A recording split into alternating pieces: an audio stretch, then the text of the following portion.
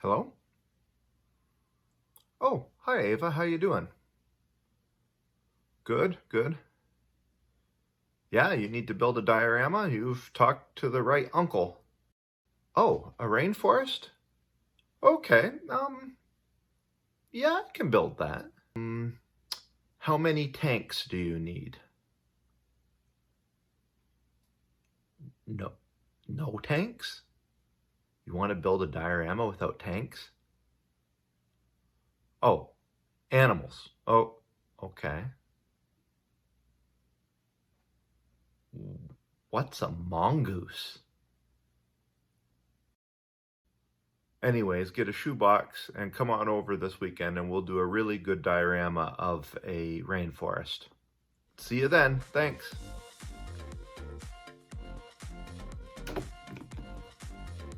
In this episode of Miniature Landscape Hobbies, we're going to build a rainforest with my niece who's in grade 7, Ava.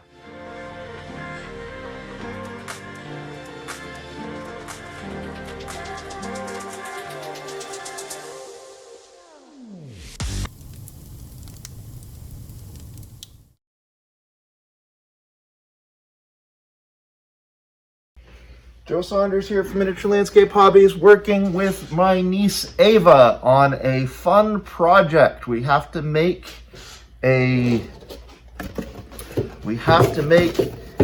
what is it? A rainforest, right? Yeah, a rainforest. So we're gonna make a rainforest in this shoebox. Ava, tell us about the project. To make a rainforest diorama for my school with like a bunch of different animals in it. Bunch of animals, okay. And then, so what are some of the major features we want in the diorama?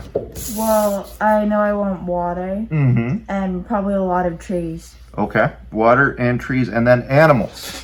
And we have prepared the animals ahead of time with some handy 3D printing. So we've got, what do we have? We have a monkey. Oops, we lost a bat. We got, you wanted a snake. Yeah, a snake. A crocodile. Yep. Panther. Monkey. It's actually hard finding monkeys. I can only find gorillas. Bats. Yep. You know what that is? Orchid. Orchids. And most importantly, well, maybe not. Mushrooms. Mushrooms. Okay. Very important to have mushrooms in the rainforest, I guess. All right. So that comes later. So all good projects start with planning. So let's think a little bit about this. We're going to draw up some plans and then we'll be back. 1 hour later. So we've now mapped out our vision. We're going to have the river down the middle and then banks coming up the sides with it higher in the back, and then maybe a bit of a skyline at the back. We're not 100% sure. Some scattered rocks, some trees, and then the animals will go in and around. So now that we have a plan, it's time to get down to work. Starting with a ruler, Ava goes ahead and measures out the interior dimensions of her shoebox. Once she's got this done, she transfers these details onto a sheet of 1/2-inch pink styrofoam. From here, she goes to the hot wire cutter. Now, for a lot of people that are uninitiated into the hobby of building a miniature, maybe you don't know about hot wire cutters. The wire heats up and melts its way through the styrofoam, giving you very precise cuts. Ava enjoyed using this device a lot. That's so satisfying to watch. She decided that anytime Uncle Joe needs to cut foam in the future, So cool. she would come over and do it for me.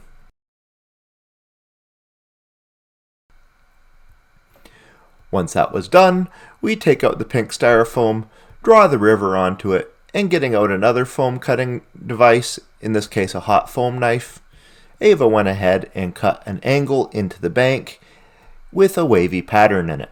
This would give us the sides of Ava's riverbank.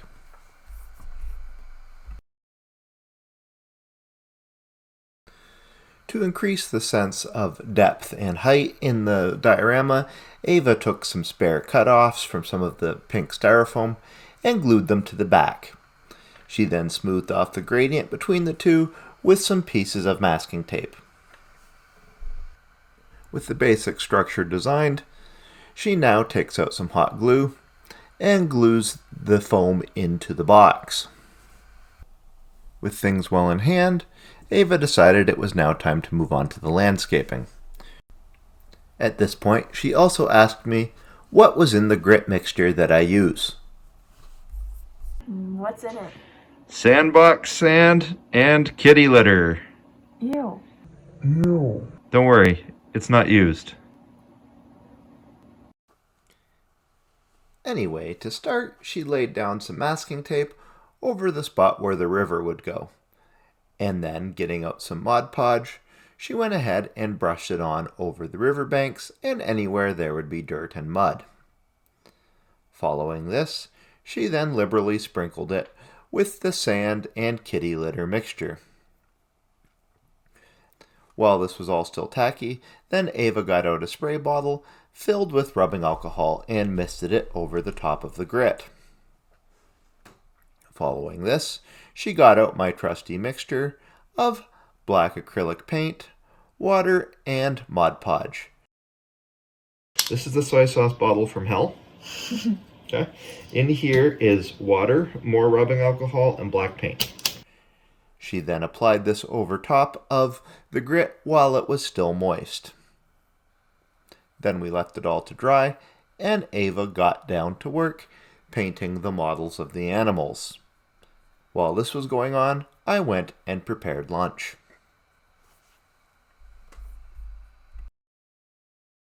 A little later. When the grit was dry, Ava went ahead and removed the masking tape, revealing the riverbed. Now we went on to working with the airbrush. Now, airbrushing can be kind of tricky and take some practice.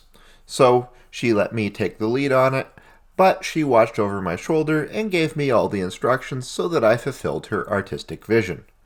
I painted the sky in shades of blue, working my way up to lighter colors, and added some clouds. Then I airbrushed down some shades of green into the river and lightened it up by adding some yellow to the mixture. When this was done, Ava took back over. She got out a large brush and poured out some earth tone paints. Then, by dry brushing, she added one layer after the other until the dirt got fairly light in color. If you're not familiar with dry brushing, that's the process where you load your brush with paint and then wipe most of it off so there's just a little bit of pigment on the bristles. Then you take the bristles and rub them back and forth very lightly over what you want to apply the paint to. This process took quite a bit of time, but she worked away at it diligently, and eventually she got there. But everybody knows a rainforest isn't a rainforest without some plants and trees. So next, Ava got out some more Mod Podge and spread it down in patches. Over top of the patches, she took out a static grass applicator. This is a device that has some holes in the bottom, like a sieve, but it uses static electricity to cause the grass that comes out of it to stand up vertically in the glue. She then went ahead and sprinkled a bunch of grass patches on. Now Ava was on the homeward stretch. She glued down the animals she painted with some super glue and continued to add plants and bushes by gluing them down with Mod Podge. Also, she added some trees to create the forest canopy overhead. When all this was done, I took out my airbrush again and layered in a good layer of matte varnish. This would help everything stay stuck down and would protect everything from being handled. Lastly, Ava needed to finish her water feature, so she got out some gloss Mod Podge, which is similar to a white glue, but it dries very, very shiny, and she brushed it down over top of the river. Then we left this all to dry. And with that, this project was done.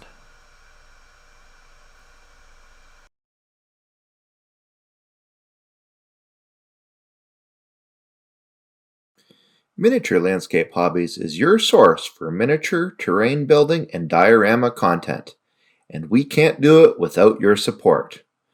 We want to build a community to ensure that the wonderful art of building a miniature is accessible to everybody. To participate, please consider joining on Patreon.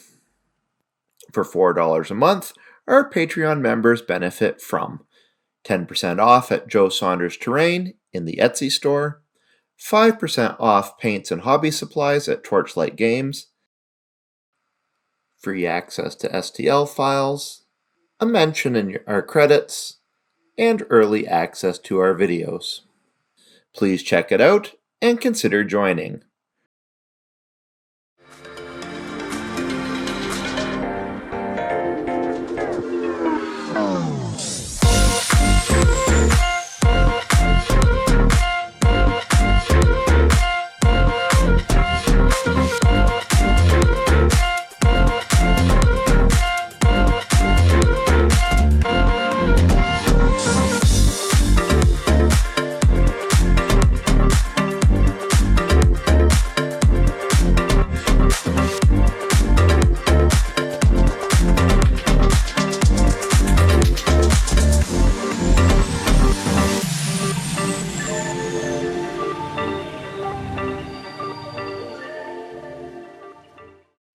That's it for this episode. I hope you enjoyed watching it as much as I enjoyed making it.